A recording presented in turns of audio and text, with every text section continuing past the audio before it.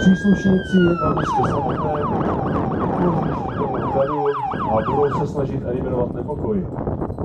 V reálném stavu by se jednalo o takový počet příslušníků, aby naprosto neprodyšně uzavřeli prostor.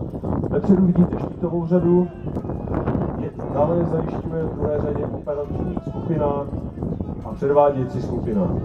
Příslušníci jsou vybaveni částí úderových kompletů, štíty a expansní zbraní, která pracuje s tenisovými míčky, které jsou vypuštěny nábojkami 357 Magnum na eliminaci živé síly. Viděli jste likvidaci prvního pachatele pomocí tzv. Průniku, druhý pachatel byl zneškodněn pomocí expansní zbraně.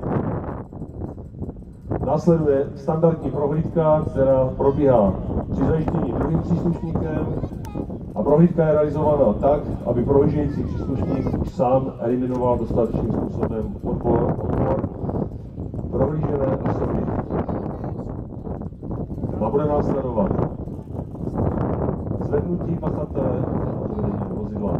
Uvidíte také povolovou techniku, protože ta je nedílnou součástí